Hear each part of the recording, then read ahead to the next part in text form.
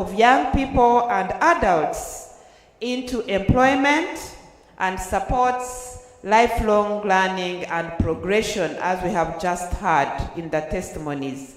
It drives Uganda's socio-economic development. We extend profound appreciation to the National Resistance Movement government for its visionary leadership in prioritizing education reforms as articulated in the Vision 2040 and the National Development Plan 3 and the current one, Plan 4.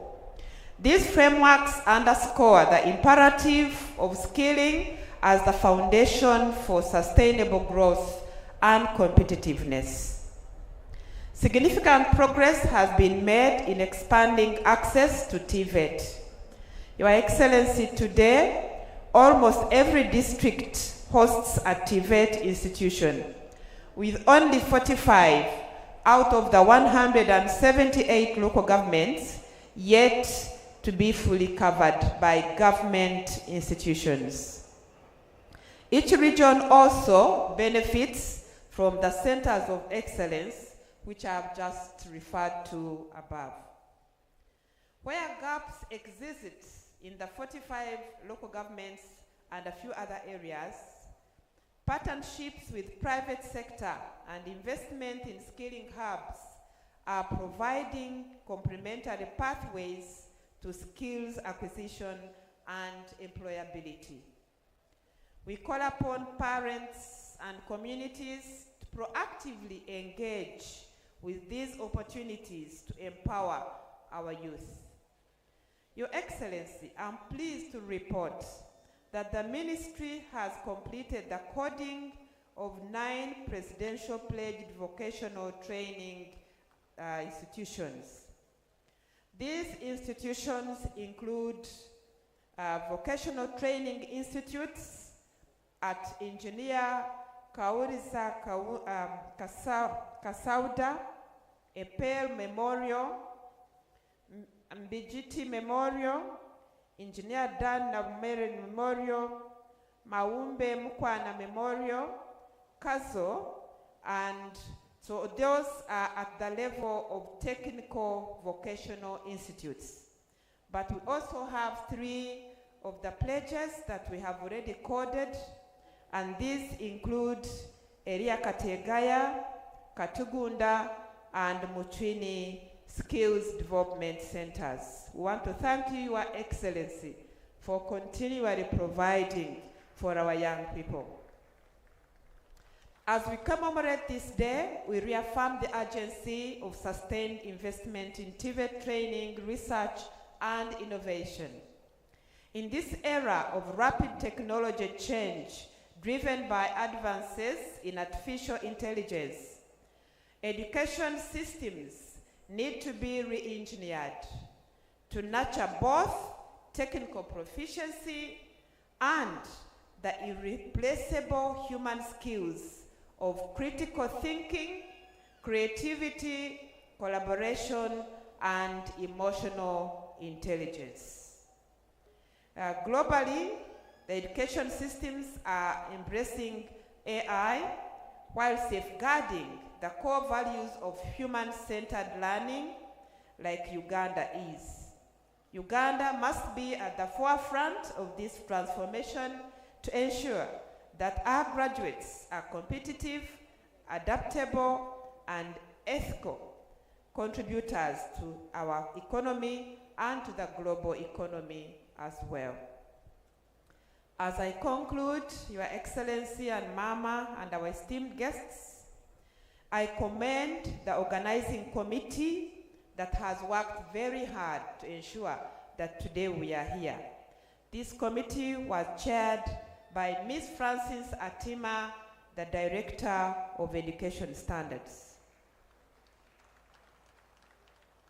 They coordinated activities that contributed to the success of this event, but also allow me to extend our appreciation, deep appreciation, to all the stakeholders, our development partners, the TVET providers, the exhibitors who have supported and enriched today's celebration, and also have continued in the promotion of skills development, especially through both formal and informal training. Your contributions and enduring commitment to education sector are invaluable. Your Excellency and Mama, and all our esteemed guests, we thank you for honoring us with your presence. Please join me to appreciate them. Together, let us continue building our education system fit for the future. Together, let us shape an education system that is resilient, future-ready, and capable of empowering generations for the future. I wish all of you God's blessings. I say this for God and my country.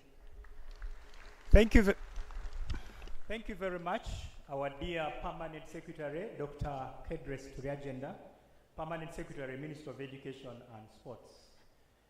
Your Excellency and Mama, by the time you came, we had received quite a number of entertainments coming in from a number of institutions, ranging from the universities, the colleges, the vocational institutes, the polytechnics, and all the others. Just to break a little monotony of the speech, let's have Chigumba Cooperative College do a small skit as we get ushered into the next speech. Chigumba Cooperative College, all the way from Masindi, have a very simple message that they are giving to His Excellency, Mama, and the rest of us in that skit. I am certain that they picked a microphone with them and that they are starting right away.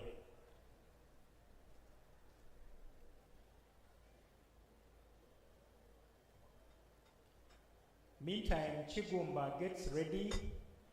Your Excellency and Mama, among the entertainments we've had since yesterday was a very entertaining exhibition. Because when you get to the exhibition, you are not only learning what is on display, but also eating with the eyes. There's quite a variety to see and appreciate.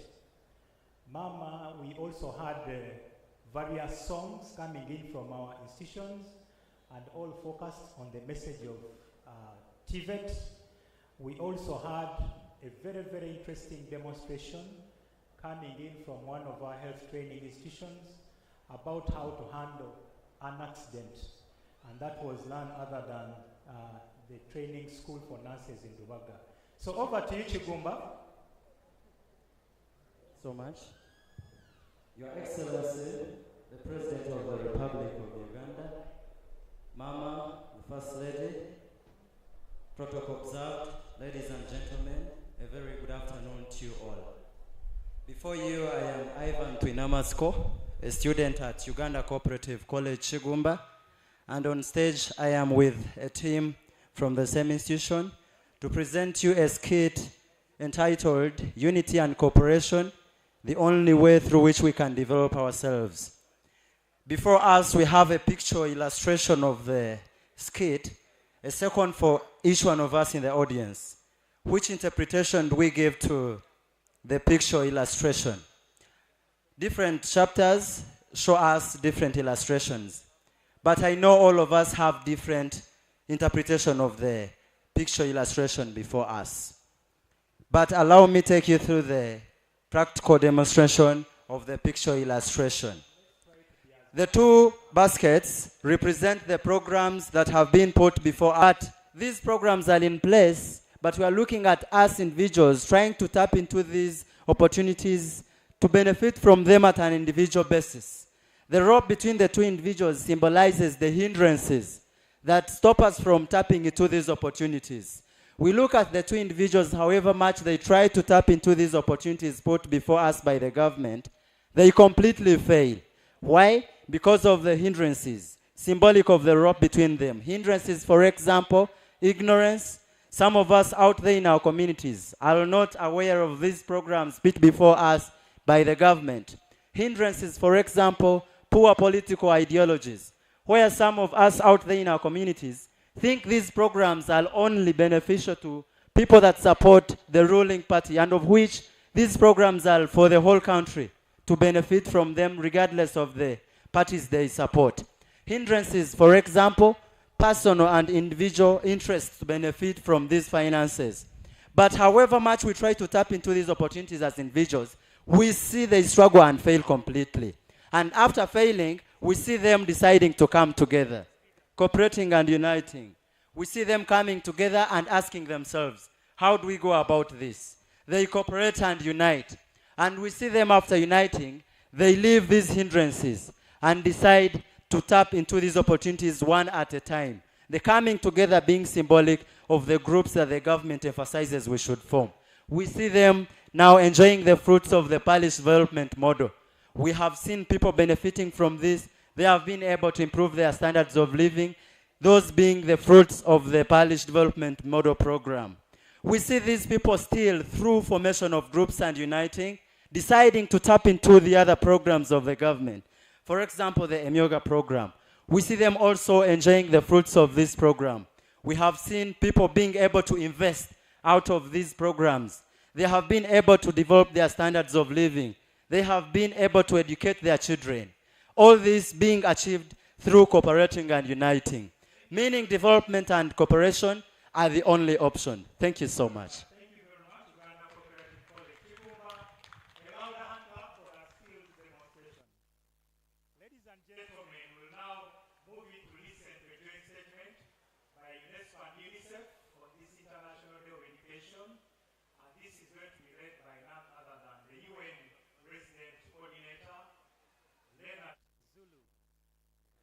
Very much welcome, sir, to the podium at the VIP tent.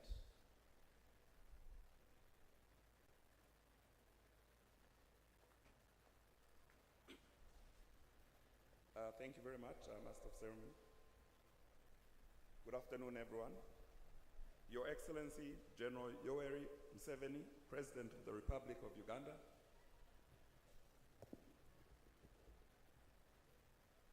the First Lady and Minister of Education and Sports, Honorable Janet Museveni, development partners, UN colleagues, representatives from civil society and private sector, Madam Permanent Secretary, distinguished guests, ladies and gentlemen. I bring you all warm greetings from the United Nations family in Uganda. I am delighted to be part of the national commemoration of International Day of Education under the theme, Artificial Intelligence and Education, Preserving Human Agency in a World of Automation.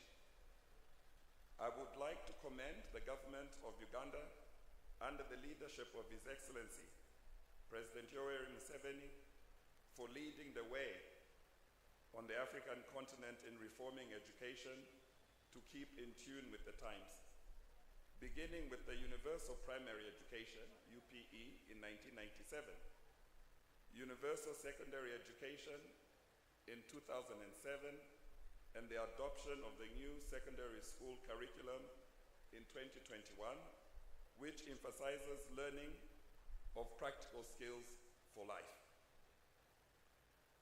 Your Excellency, I would like to also present you with a message that the United Nations Secretary General, Antonio Guterres, gave for the International Day of Education 2025, and I quote, "Education is a basic human right and an essential building block for every person to reach their full potential and for societies and economies to grow and flourish. Today's rapid technological breakthroughs, like artificial intelligence, hold enormous promise to support students of all ages across their learning journeys." Close quotation marks. Ladies and gentlemen, artificial intelligence offers major opportunities for education. provided its deployment in schools is guided by clear ethical principles. To reach its full potential, this technology must complement the human and social dimensions of learning rather than replace them. It must become a tool at the service of teachers and pupils, with the main objective being their autonomy and well-being. Artificial intelligence can be used as a tool to enhance learning in technical and vocational education and training institutions, to refine vocational skills required to thrive in the job market and contribute to Uganda's economic growth.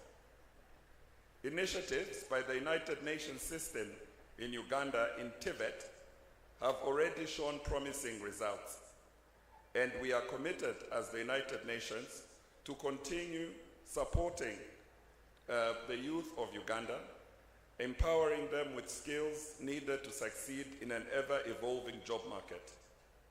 Our initiatives focus on improving education infrastructure, teacher training, and curriculum development, ultimately contributing to a more skilled and competitive workforce. We have equipped TVET institutions with production equipment and ICT infrastructure, enabling trainers to deliver high-quality programs. Your Excellency, ladies and gentlemen, as we look to the future, we recognize the importance of continued investment in science, technology, and artificial intelligence in education. We call upon the government and all stakeholders to support the following actions. Number one, to promote inclusive and responsible use of such technologies as artificial intelligence to promote quality education services and job creation. Number two, to boost youth employment by adopting an integrated approach that combines training, job matching, financial support, and the participation of young people in design and implementation of programs. Number three, to support investment in the development of digital technologies and digital public infrastructure with the aim of achieving universal connectivity, closing the digital divide, advancing e-commerce, and deepening financial inclusion.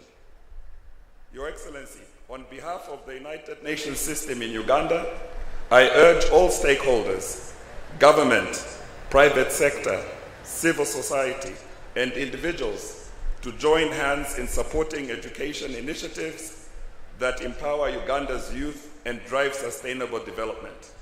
Together, we can build a brighter future for Uganda, where every individual has access to quality education and the opportunity to reach their full potential. I thank you all. Thank you very much, Your Excellency.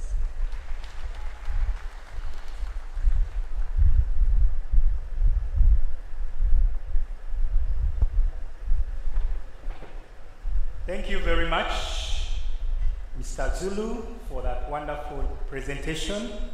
We are now moving closer to listening to our chief guest, but before we can get there, we'll now welcome a statement by the chairperson of the Education Development Partners, and this is going to be none other than Ambassador Jan Sadek, the EU Head of Delegation in Uganda.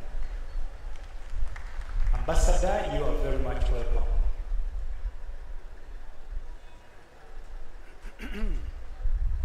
Thank you very much, Master of Ceremonies. And let me start, of course, by recognizing here and greet Your Excellency, President of Uganda, Yoweri Kaguta Museveni, and the First Lady and Minister of Education and Sports, Honorable Janet Kataha Museveni.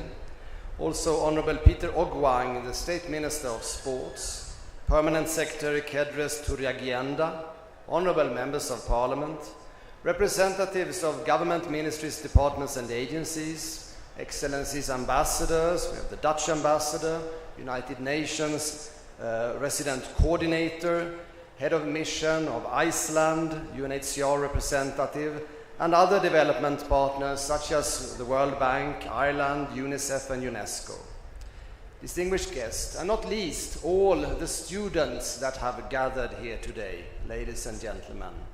It is a great honor to speak to you today on behalf of the Education Development Partners Group, as we join hands to celebrate the International Day of Education, a moment to reflect on progress, challenges, and the way forward in achieving Sustainable Development Goal 4, inclusive and equitable quality education for all.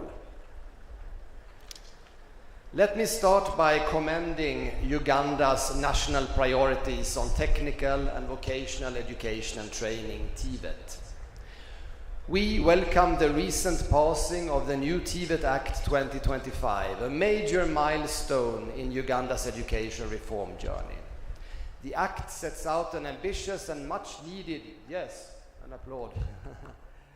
The Act sets up an ambitious and much needed transformation of the TVET system, establishing an employer-led sector aligned with national development goals and the creation of a national TVET council. All in all, this is both visionary and urgent, because the future of work will demand not only academic knowledge, but practical skills, adaptability, and innovation.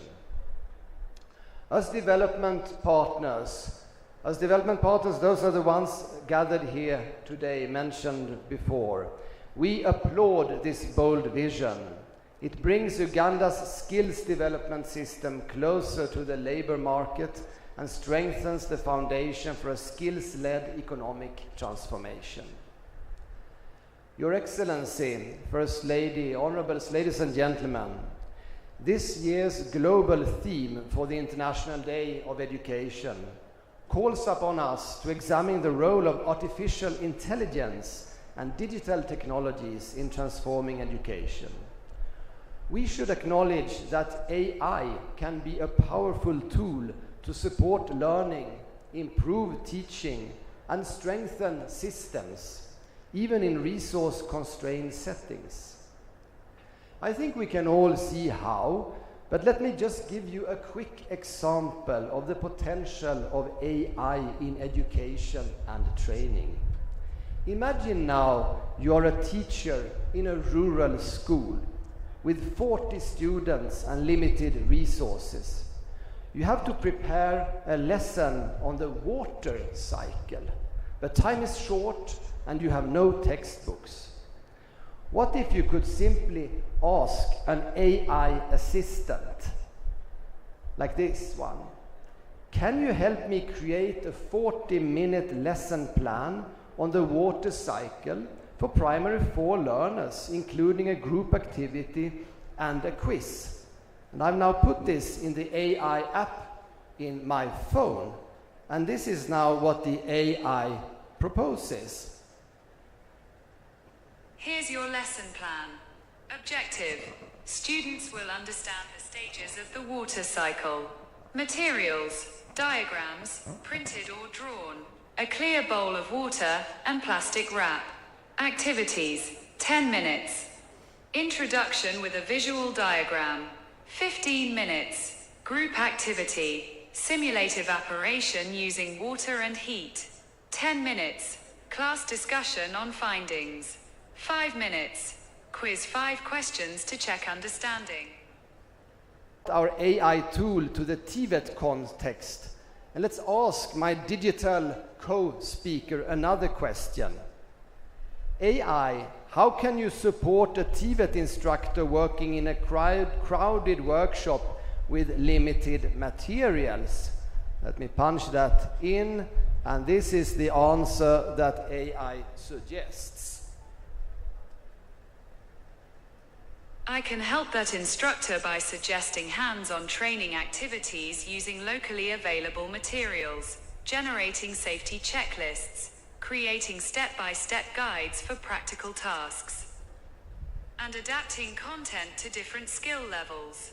I can even offer alternative methods when equipment is lacking, helping make skills training more accessible and engaging.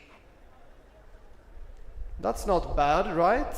So now imagine that what this could mean for thousands of instructors and youth across Uganda, especially in remote areas, if this technology was introduced with the right support, training, and infrastructure.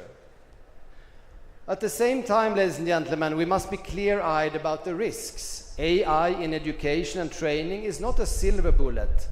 If introduced without careful planning and oversight, it may inadvertently reinforce existing inequalities and create new ones. These risks are not a reason to avoid innovation, but a reason to proceed thoughtfully with inclusion, transparency, and ethics at the core. And of course, we must not forget that human connection remains central to learning. Technology should support teachers, not replace them. The teacher is and must remain the heart of the classroom. And also, technology cannot be a substitute for the basics. The introduction of artificial intelligence into the education and training system must not divert us from critical investments in teachers, trainers, infrastructure, and learning materials. Efficient use of public and development financing requires smart prioritization. In a context of limited resources, we must be intentional and strategic. AI should complement and amplify foundational efforts, not compete with them. Your Excellency, First Lady, Honorables, dear students, ladies and gentlemen, as education development partners, we stand ready to support the government in ensuring that investments in AI and digital tools go hand in hand with investments in instructors, trainers, teachers, and the essential infrastructure of schools and training centers, including water, sanitation and hygiene, school meals, and safe, climate-resilient learning environments. As education development partners, we are also pleased to confirm the recent approval of the Global Partnership for Education grant of $115 million to support the U-Learn program for Uganda. That is some 420 billion Ugandan shillings. Thank you. Thank you. This investment, together with the additional 210 million educational and technical paths, has the opportunity to thrive, contribute, and shape the country's future. So congratulations on the International Day of Education, and thank you very much for your attention.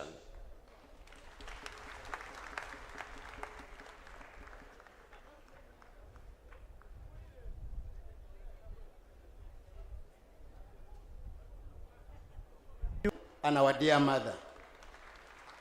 Your Excellency, the testimonies which have been presented here are all out of the leadership our dear mother is giving to the sector. We want to say as a sector, as we love you, we love our mother, Your Excellency.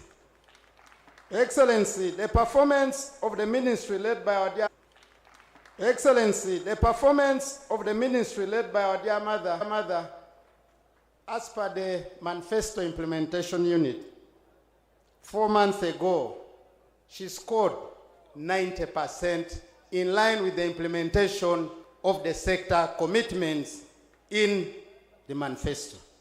Your Excellency, why am I bringing this? One, thank you and the Almighty God, and one, thank our dear mother and the Almighty God. We still need both you and her to continue championing the economic development and the reforms the country needs. Your Excellency and colleagues, Mama, allow me in a special way recognize a few colleagues who are here. One, the Chairperson, Committee of Education and Sports, Honorable Kubekteria, is present here. Two, Honorable Bingi Patrick, a member of the committee, is present here. Three, Honorable Dr. Lieutenant Colonel Alanyo, representative of the UPDF, who is a member of the committee, is here. Four, Honorable Agnes Achibu, Member of Parliament for Nebi District, who is present here. With those, Mama, allow me to invite you to address this gathering. You're most welcome, Mama. Can we clap as we welcome our dear Minister of Education and Sports? Thank you so much. Your Excellency and Mama.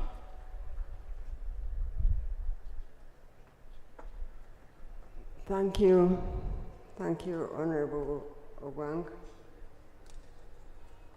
Your Excellency, the President of the Republic of Uganda, Honorable Ministers and Ministers of State present here today,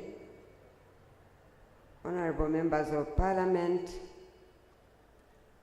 Your Excellencies, the Ambassadors and High Commissioners, development partners and civil society organizations, religious leaders, the permanent secretaries present here today, local government leaders, TVET trainers and students, distinguished guests, ladies and gentlemen, good afternoon to you all.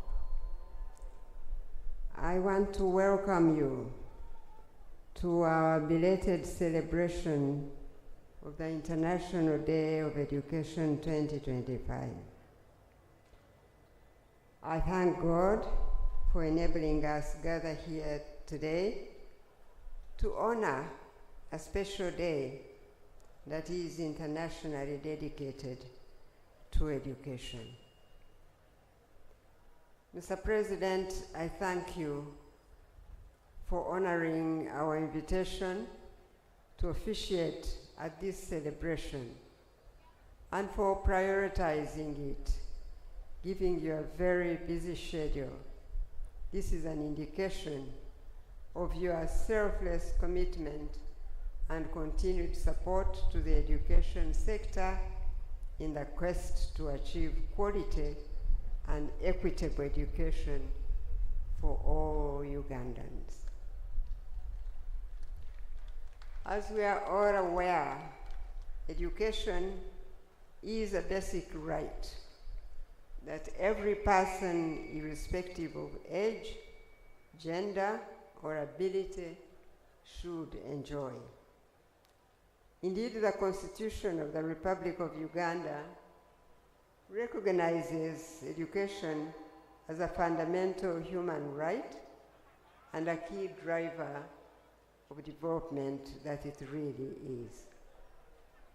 It is also clear that our government, through its national planning frameworks, recognizes human capital development as a key priority area to propel development of any nation.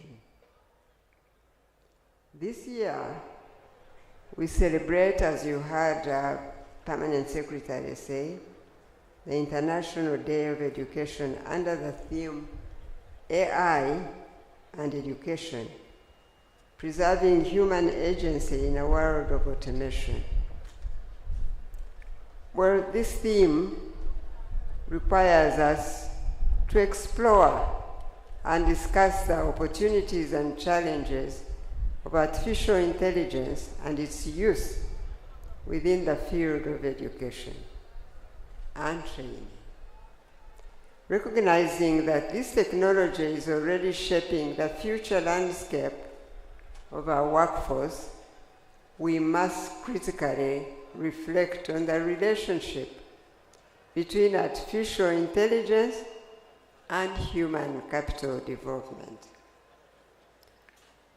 But perhaps I can now say I thank our colleague, the European ambassador, for giving us a very good example of what AI can do in the area of education and development. Your Excellency, distinguished guests, it is time, however, to ask questions. Is technology taking over and replacing the human capital? Is human capital development still necessary given what AI can do and is already doing, as we've just heard? Is it possible that AI and human capital can coexist positively, given that each has its strength and its weaknesses? In our attempt to answer or respond to the above questions, the Ministry of Education and Sports has developed the digital agenda for the education and sports sector in line with the government commitment towards enhancing the use of technology to achieve Vision 2040. As a nation, we have localized the theme of this year's celebrations to focus on promoting an employer-led TVET system which is functional, effective, and efficient to meet the needs of the labor market. And I want to really applaud our permanent secretary for the examples she chose and her technical people, because those examples give us living testimonies, indeed as they said, of what TVET is doing. Technical and vocational education and training offers numerous benefits, including enhanced employability, increased economic growth, and is a pathway to social mobility. TVET programs equip individuals with critical skills and knowledge, making them more attractive to employers and driving economic development. Furthermore, this TVET fosters a culture of continuous learning by enabling individuals to adapt to changing the job market demands in line with Sustainable Development Goal number 4, which emphasizes lifelong learning. And additionally, TVET training has a potential to foster inclusivity and break down barriers to employment for workers with disabilities. This goes a long way in increasing workforce participation and productivity. Mr. President, according to the recent National Population Census 2024, it is evident that the highest percentage of our population are youth, which poses a challenge of youth unemployment. Given the demands of employment, it is inevitable that government focuses on skilling young people to meet the demands of the world of work. Mr. President, thank you for being a great ally now in skilling our young people. Through the presidential skilling hubs, a number of out-of-school youth have been provided with relevant skills to enable them be self-employed, and it is gratifying to know that a number of them have come up with innovations and prototypes. All that they require is more support to take them to the next level of production.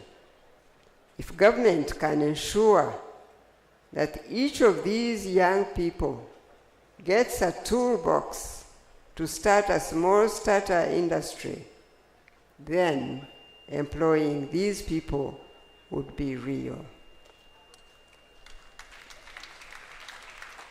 Your Excellency, we also thank you for supporting the development and assenting to the TVET Act 2025. This long-awaited for law will now give strategic direction and guidance for the required reforms in the TVET subsector. I'm happy to report that the law commenced on 15th March 2025, and the process of establishing the relevant agencies to operationalize this law as the TVET Council and the assessment boards is now ongoing. As I conclude, I'd like to appreciate the support of our development partners who are represented here, who have held hands with us in pursuit of quality education and sports for all. We remain committed to this partnership, and it is my prayer that we gather for this event next year with more achievements to celebrate together, considering that GPE is on the way. I wish to thank the Permanent Secretary, Ministry of Education and Sports, with her technical team for organizing this event and for that routine work they do in the ministry that has enabled the sector to register achievements, especially in the TVET subsector. Mr. President, it is now my singular honor to invite you to deliver your speech to these people. I thank you and God bless you.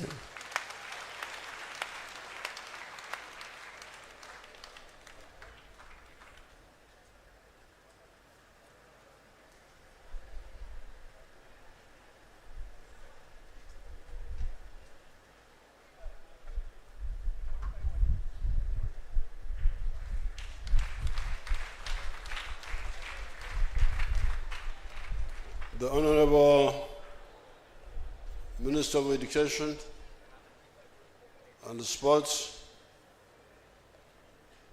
the other ministers, members of Parliament, members of the Diplomat Corps, educationists, and all the invited guests. Before the modern education, we had traditional education. That traditional education was characterized by three factors. You had mainly informal education, which was imparted by the families. Because the society, the tribes here, were organized in caste systems. You would have cattle keepers with their traditional cattle keeping knowledge, like you see the Karamojong today. Then you would have the agriculturalists, then you have the fishermen, fisher communities, then you would have the artisans, blacksmiths, and so on. Now, the families would pass on knowledge informally at home as the child grows up. That knowledge was quite extensive, although not written down. And now these days, some of our scientists are going back and getting that knowledge and using modern methods. They are discovering that it's very, very useful knowledge, especially medicine and other support systems for life. Then you would have apprenticeship, especially for the artisans. You would have the blacksmith training a few people by working with them. Then you have the carpenters, the Abakomaji, the ones who are of those who are making backcloth and so on.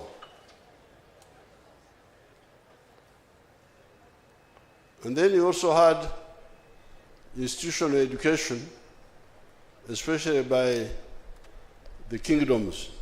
The kingdoms would train young people formally, mainly in warfare, in fighting, how to fight. That's what they were doing most of the time. Now, when modern education came,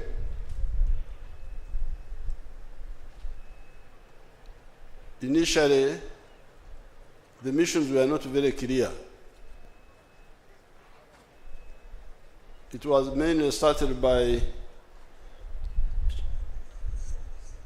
the churches and a little bit by the colonial government, where they wanted to get people, the catechists, to spread the religion,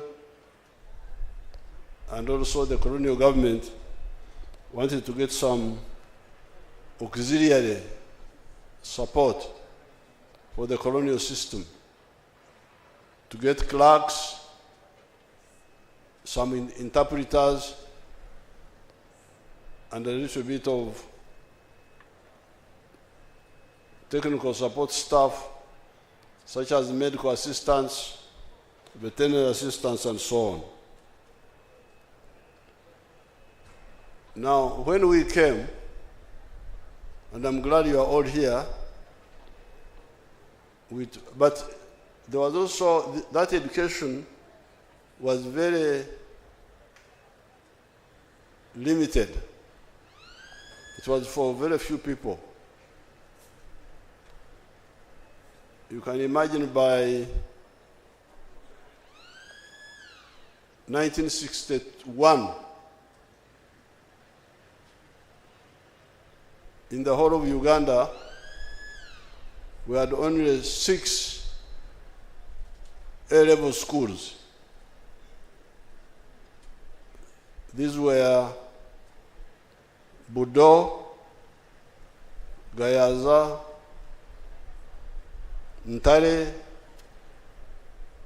Namagunga. Somebody said Nabingordomi, I was not sure, and Kisubi. There were only 6 by 1961, 6 A-level schools. And you can get the figures of the people involved, the numbers. So when we came, we were aware of all this because we had gone through it. We knew the limitations. And that's why we said, as soon as stability was restored, we proposed to you in the elections of 1996 that we should have education for all, universal education. Unfortunately, this has not been fully implemented because of the resistance by the head teachers, some of the head teachers, and the PTA. They are looking for money, money. So on this occasion, I would like to congratulate the Minister of Education for what has been done, to congratulate the whole government for what has been done, but to remind everybody that the real solution is universal education. All children must go to school and stay there in government schools. The private people can charge money, but not to government schools. Government schools must plan so that we get rid of school charges. You are talking about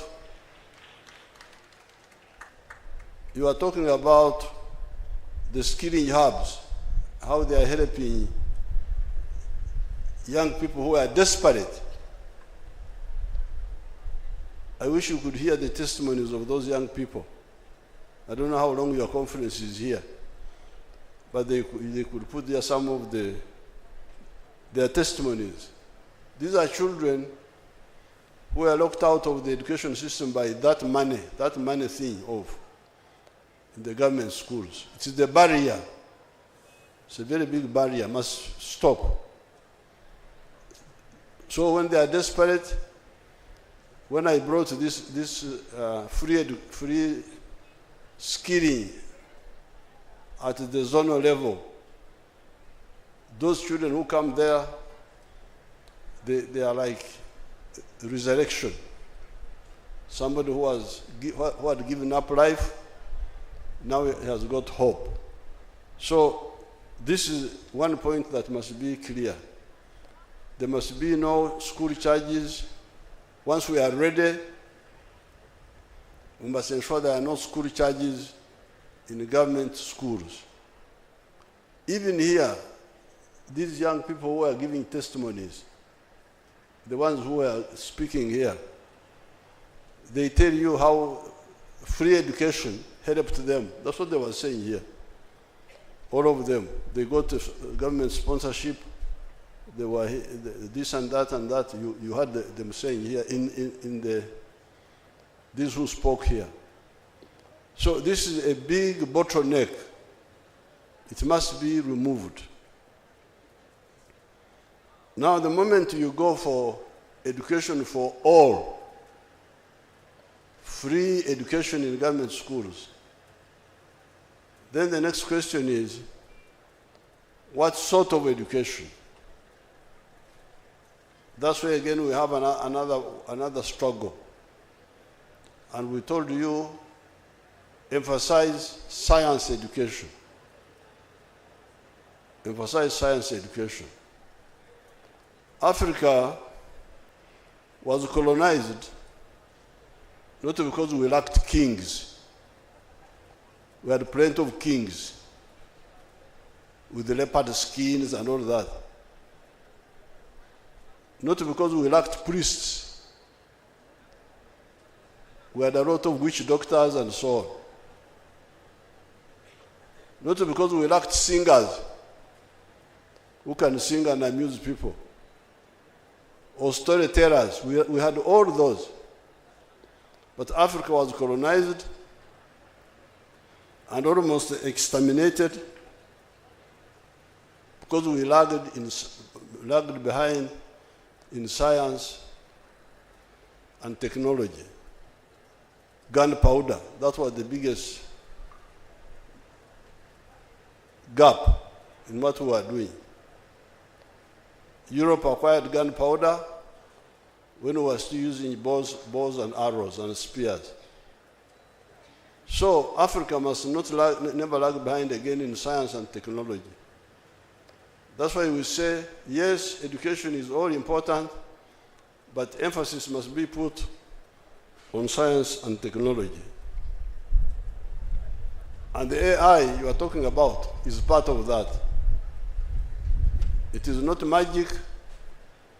It is the use of natural laws to solve problems. AI. And people should not fear AI. AI is part of the understanding of nature and using it to solve our problems.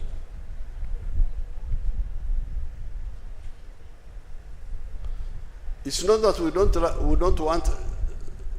don't need social sciences. No. If you study economics, you will hear of the 4 factors of production. That we need 4 factors of production. What are they? Later on, some people added another one. They said there was a number 5, but me, I remember the 4, which I studied 60 years ago. And these are land, natural resources, which means natural resources, labor, capital, and entrepreneurship. Entrepreneurship is, can be a humanities subject. It is not necessarily a science subject. It is the one which puts together all the other factors. So social science is important. The only difference is that it must have a base, or a very wide base of science and technology. Now, finally, I'm happy to see the partners here, UNESCO and the European Union and the others. It's good that they support Africa to come out and catch up with the rest of the world. I don't know,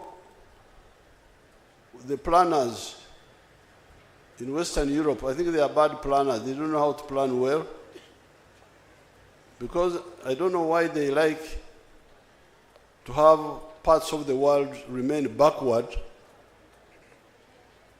when only some parts are the ones which are affluent. This is not good for, even for them. I don't know why people don't see that. Global affluence will benefit everybody, irrespective of who they are. Whether they are communists, you find people talking about China, I don't know what. Me, I'm very happy for China to be very progressive, and for all the people in the world to be progressive. Why? This is because some years ago, the price of steel had collapsed. When we came into the government, we have got very good iron ore in Kabale area. We got very good, it's the best in the world. Very pure, 70%. And for a long time, I was trying to get investors to invest in that iron ore to create a steel industry. But I couldn't get investors. I was being told that there is a glut, what they call a glut, G-L-U-T. There is too much steel, that the price is so low. At that time, apparently, the price of steel had gone down to $200 per ton. And why was this? It was because prosperity in the world was only in Western Europe, North America, and Japan. They were the ones having an affluent life, with good houses, with driving cars, which need steel. And that's why they were saying that there was too much steel in the world. There was a glut. But in a very short time, when China took off and started developing very fast, and India took off, and even Africa to some extent, the demand for steel went up. The demand for steel went from $200 per ton at one time to $900 per ton. And that's why now my problem is no longer to attract companies to convert our obtare Iron ore in our language is called obtare. We have got more words than the English. The English don't have enough words. Say iron ore. No. Obtare. Obtare. When you hear obtare, that means iron ore. Now I have got a big problem selecting which company to work with to develop the steel industry of Uganda. Why? Because of the wider prosperity.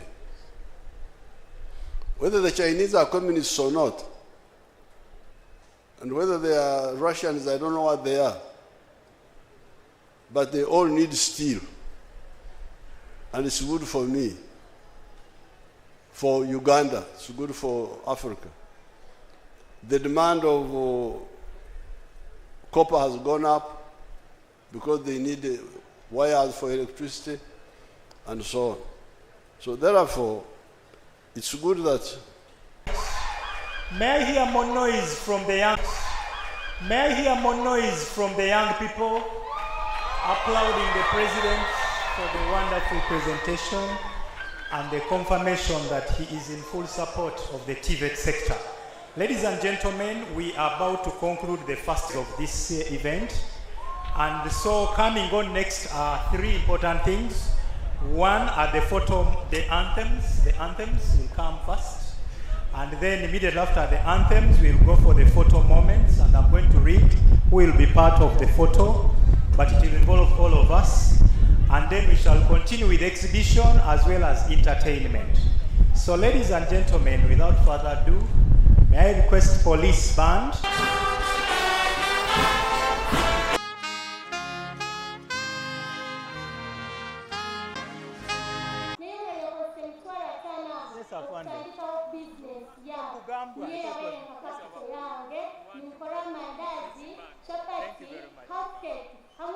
Okay, kindly just pause.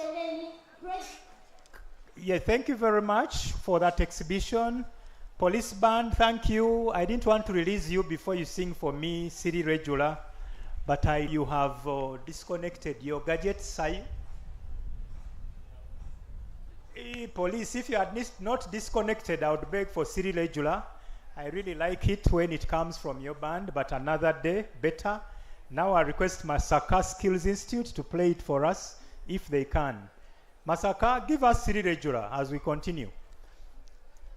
We know that many of us parked quite a distance away, some at UMI, as we enjoy the City Regular.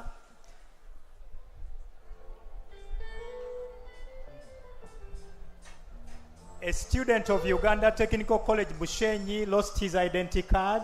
It is here with me. Mumbere Dan, come for it. I'm offering a certificate course in electronics. Let's listen a bit to the band, then we'll get back to the video. Let's listen to the band a bit, then we get back to the video. Yes, Masaka. Hey, I thought you were bringing City Regular. Please come with City Regular. My people are going away.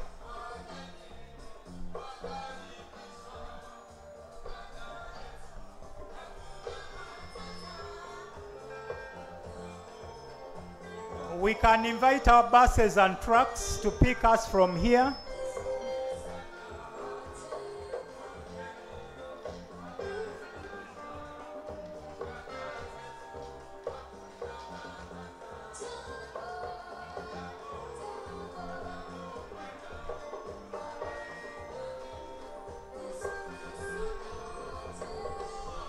Mr. Muhumuza Evans from School of Psychiatric Clinical Officers also announces the loss of his identity card.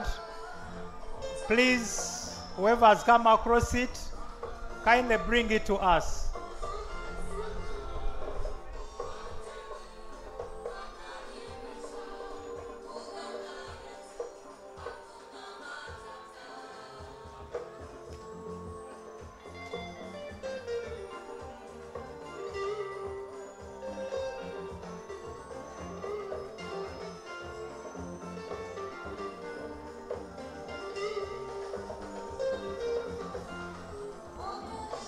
Masaka, please take me to City Regular before I go.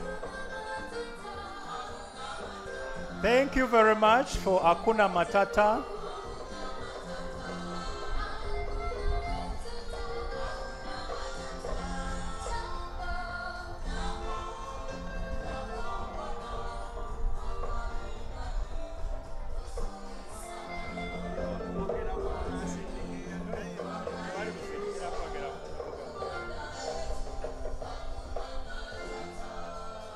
Thank you very much, Masaka. We good.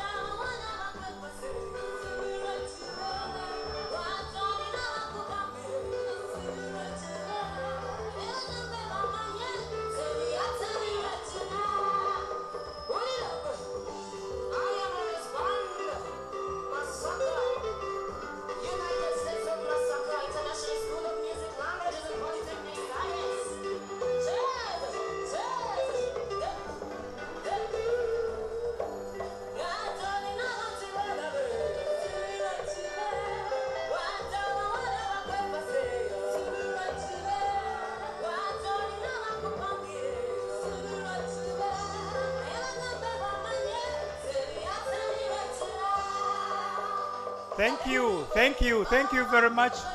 Thank you very much, Masaka.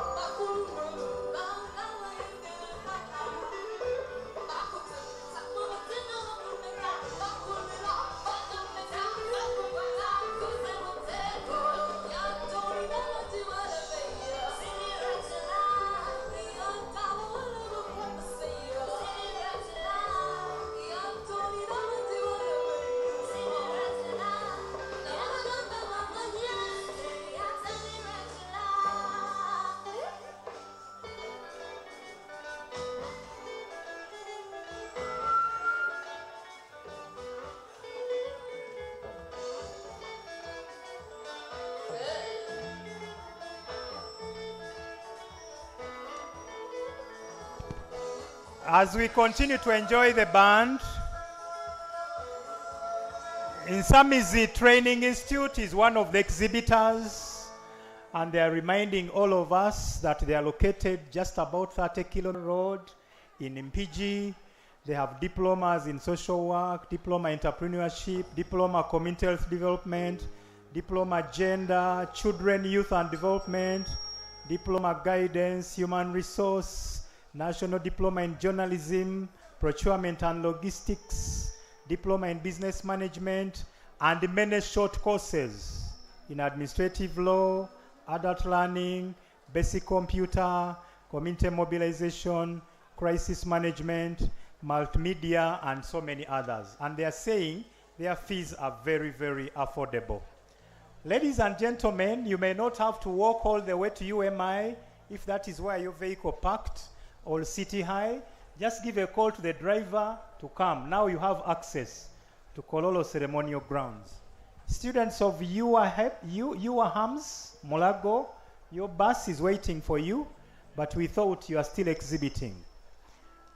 There's a student who lost his card from Uganda College Bushenyi by the names of Mumbere Dan. Please come and pick your national ID from me so that you can make good use of it. Another student called Muhumuza Evans also lost his ID and is humbly appealing that you bring it to the MC or call 0740090439. We continue to appreciate whoever has been here. I did mention that the organization that acts as an umbrella to all district education officers and district education inspectors have been here. We want to thank that team so much. They are called NAMDEO. I earlier mentioned NAMDEO, but some people may not have heard the acronym. Thank you very much. All the rest, Masaka, continue giving that good music, but we can also continue to showcase what is in the skilling hubs on the screens.